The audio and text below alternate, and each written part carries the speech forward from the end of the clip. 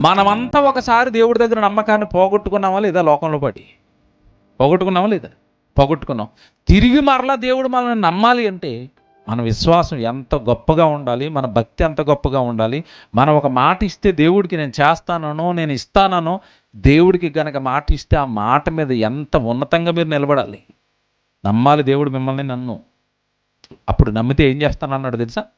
నా సేవకులుగా మలుచుకుంటాను, నా సేవనప్పగిస్తాను, నా పనివాళ్ళుగా వాళ్ళని వాడుకుంటాను. నిర్దోష మార్గాల్లో ఎవరైతే నడుచుకుంటున్నారో, నేను దేశంలో నమ్మకస్తులైన వారిని కనిపెట్టి, నిర్దోషమైన మార్గాలలో నివసిస్తున్న వాళ్ళని కనిపెట్టి, వాళ్ళను నేను నా పరిచారకులుగా మార్చుకుంటాను. ఇక్కడ జాగ్రత్తగా వినాలి. పరిచారకులు అంటే నా ఇంటికి సంబంధించిన పరిచారం వాళ్ళకి అప్పగిస్తాను. నా సేవకుడిగా, నా పని చేసే వాళ్ళకి నా పనిని అప్పగిస్తాను అన్నట్టు.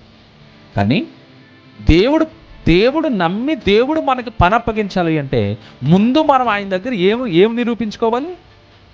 నమ్మకత్వం. ఏమండి? నమ్మకంగా మనం దేవుడికి కనపడాలి. అప్పుడు దేవుడు మనల్ని ఏం చేస్తాడట? పరిచారకులుగా చేసుకుంటాడట. అసలు మనుషులకి ఏమంటే దేవుడికి నమ్మకం ఎప్పుడు చెడిపోయింది? మీరు బాగా ఆలోచించండి. ఎప్పుడు చెడిపోయింది? ఆదిలోనే మన ఆదిమ తల్లిదండ్రులే నమ్మకాన్ని పోగొట్టేశారు. దేవుడు పోగొట్టారా లేదా?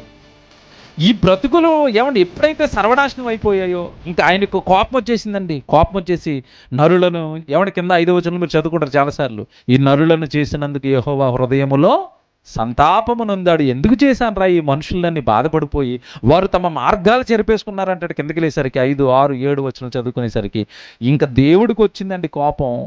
ఇప్పుడు ఈ వేళల్లో ఎవరున్నారా నమ్మకస్తుడు?